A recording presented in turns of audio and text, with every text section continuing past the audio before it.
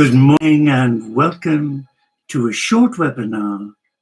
And my name is Brother Sean, and I'm a member of the Teo community of Interfaith Franciscans, a community founded by Christ and St. Francis 12 years ago this coming April at the tomb of St. Francis of Assisi. And if you want to know more about the community, just go to the website and type in Teo, T-A-U, community.com, all lowercase. I was about to switch off the PC and go and begin some duties in the rear garden and look after the hens. But something said to me, oh no, you're not. You're going to sit in front of your camera and you're going to share. And I thought, oh Lord. So my sharing is from the heart. Where do I find God in my struggles? Well, where do you find God in your struggles? Well, I can only speak from personal experience because back in 1966, on a little island in Southern Ireland, I was led by the Lord to join a nursing order. And I was given my vows, or I took my vows, on the 8th of December, 68. And from that time onwards, I've always respected my vows. And though today I'm no longer a member of that community, but a Franciscan who embraces Celtic Franciscan spirituality into spirituality, I live a very simple life as a contemplative hermetic monk. But I've had many struggles in my lifetime, especially when I was a young nursing monk, and then as a nurse, a qualified nurse, and also running retreats to Egypt, to Mount Sinai. But one of my greatest struggles was dealing with the death and dying of a dear, dear friend, Brother Eddie. We were monks together and friends for 28 years. But when he died 22 years ago, age 42, of cancer, that was the beginning of a huge struggle, coping with his death and dying. And at that time, I was a senior nurse in palliative care. I found it difficult to pray. I found it difficult to find God in the diagnosis that my friend had. But eventually, they say time is a great healer. And whilst I've never got over his death, I've come to terms with it through prayer, through silence. And though that struggle was a painful one on many levels, I discovered that God was present in the midst of when Brother Ed broke the news to me that he's 6 months to live. And even as a monk today, where I support many in the community and their own personal journeys and struggles, one has to take a step back and find God in that struggle.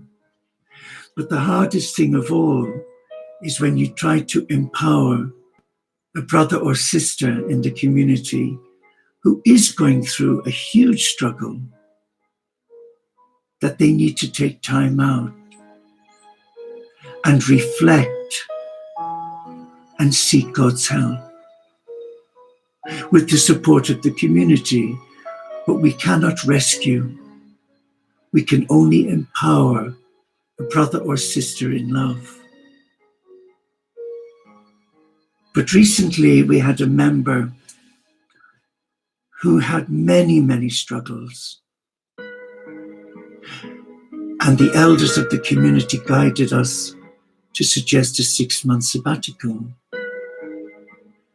Now, normally you would jump at that to take time out and seek professional help, preferably psychiatric help, or access cognitive therapy. But no, they knew better. So they're always one step ahead. And in their one step ahead, they were damaging themselves because they closed down. They didn't want to hear. And yet, they joined us for morning and evening prayer religiously every day on YouTube and Facebook. But if you're going through struggles at this moment in time, you can find God in your struggle.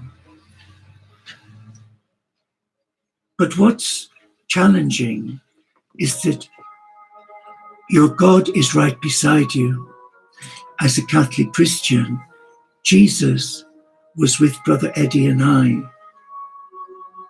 at that very painful moment of hearing his tragic news 22 years ago. And Jesus wanted to reach out and help us. He did, but we had to ask because we're given free will. But many choose not to ask. They see that as a failure. Why, I don't know. But even today, as I struggle with some health issues, where I live with depression, some days are better than others, but on the whole, when I am hit out of the blue, I just go into a period of silence and I ask the Lord not to take it away, but to give me the strength, to cope with it, to give me the inner strength to bless it. Because in the blessing, in the struggle, there is so many hidden blessings. So I'm not afraid to ask Christ to come and help me. And I always say this to our young monastics in training. We will all be tested by the Antichrist, by those forces of dark energy, where entities try to dissuade us from following Christ, where our false self, our ego, convinces us that we don't need God's help. I'm afraid I do, because in my humanity I'm weak.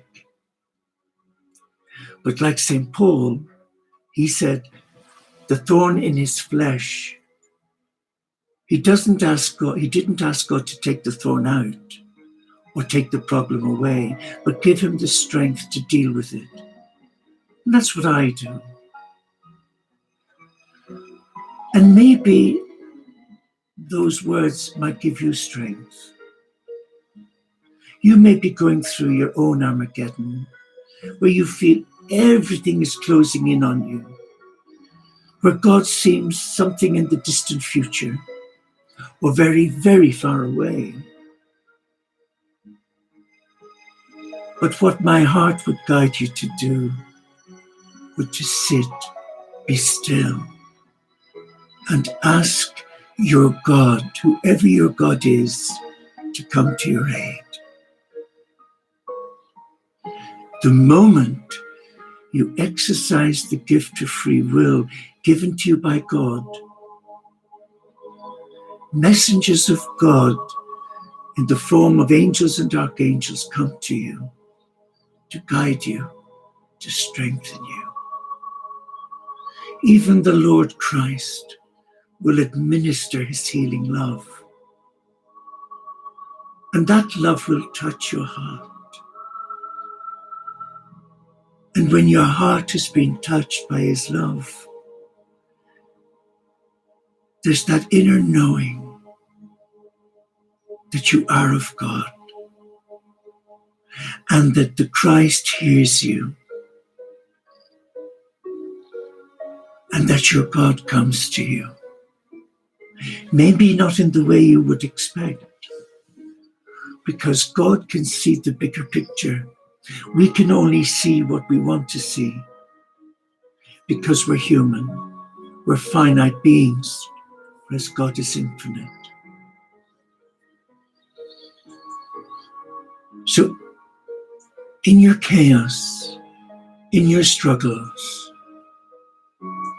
name them, bless them, and give them to Christ. If you're a Christian, if you're a Buddhist, give them to the Lord Buddha. If you're a Hindu or Sikh, the Lord Vishnu, Ganesh, or Krishna. And then be still and make time to be silent and to call on whoever your God is. And wait patiently in the silence to hear that still voice of God. It took me many years, many years to fathom this one out, because I always knew better. I was a proud, arrogant human being. But when I had my serious breakdown following Brother Eddie's death and dying, and Prozac introduced me to bipolar, my breakdown then, yes, it was painful and took 4 years of recovery, but it was the best breakthrough I ever had. I ceased being the rescuer, always rescuing other people, allowing people to dump their stuff on me as if I was something under their shoe. And slowly, the Lord gave me strength to speak love from my heart and to empower others to take responsibility for their own life. I would like now to just be still with you and ask the Lord Christ, whom I love, to come to you. Just relax and be aware of your in-breath and your out-breath. So let us take a nice, deep, non-labored in-breath. Now hold it. And now breathe out and relax. Now go with the rhythm of your own breathing.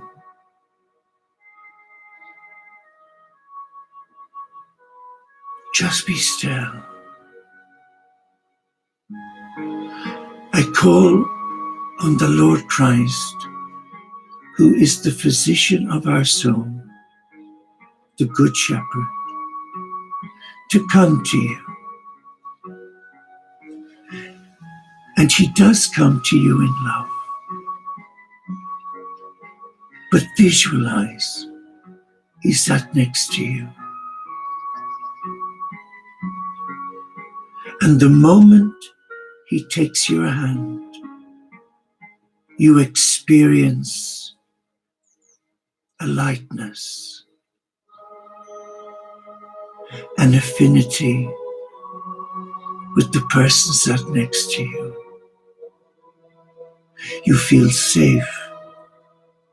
You feel loved. And you know in your innermost soul that Christ will empower you now to self-heal. The love and the healing energy flowing through his hand into yours is reprogramming all negative mindsets in your mind, releasing you from fear, worry, stress, anxiety, And that same love is moving down into your heart, opening your heart up to receive his love.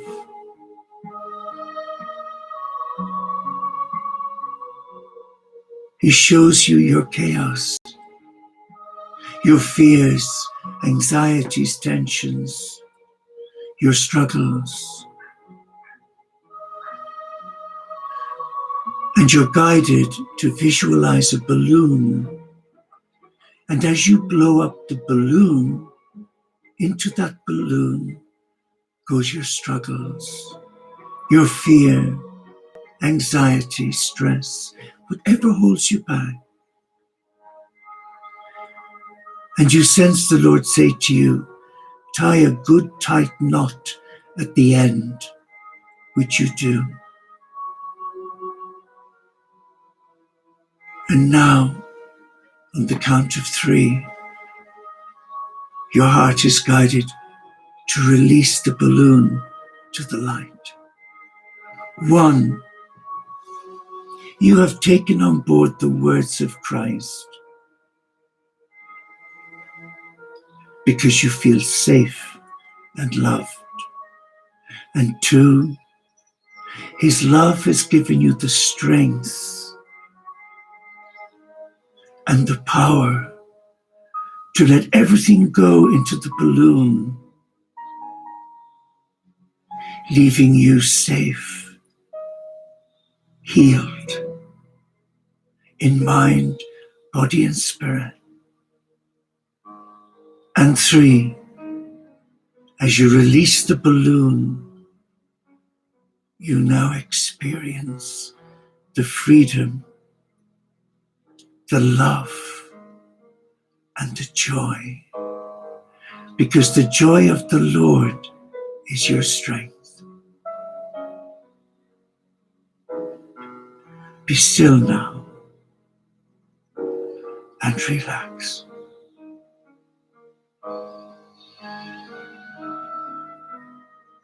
And the Lord draws you to himself. He holds you in his arms, and he whispers into your ear, "Well done, good and faithful servant. You are free now. Reclaim who you are, a child of God, a child who is loved, a child who's protected, and a child who's safeguarded against all maladies that would attract dark energy that would eventually lead you from Christ's love. But you are safe, empowered, ready to fly like the eagle. So we celebrate your freedom and we give thanks to your God. Be still now. And when struggles come again, remember, take time out and using your gift of free will, call on the Lord or whoever your God is and name the struggles. Bless them. They're yours. And now release them. To me, it is the Christ. And then I immediately begin thanking God for having answered my prayer. And why not for you? So the next time you experience a minor or major struggle, please remember, you are never alone, ever. You have a myriad of angelic beings around you, all waiting to help you, but they cannot till you ask. So call on them right now. Go in peace to love and to serve whoever your God is. Namaste, Shalom. Inshallah, Paxet Bonum. OmShanti. Solo di Caritas. Salam Alaikum. And may the peace and the love and the joy of your God set you free. Set you free. I'd like to close with a beautiful prayer from the Therapeutical scenes of Mount Sinai that goes back 8,000 years. But first, will you excuse me? I'm rather hoarse.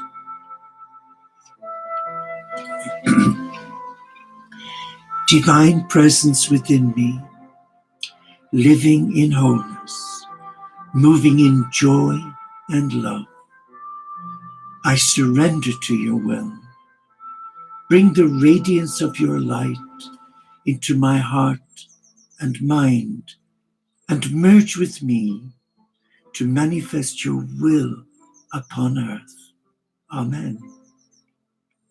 Fill the chalice of the soul with the living waters of the Spirit and step into the light. Amen. If you would like a copy of that, email me. All lowercase, Brother Sean, SEAN, at btinternet.com. And I promise you, I will send it. Have a beautiful day. And I pray that what I shared with you from my heart will give you the impetus to try by invoking and calling upon your God to assist you. That's not the sign of weakness. In the eyes of the world and your ego, definitely yes. But in the eyes of your God, it's a sign of humility and great spiritual wisdom. God bless you. Take care.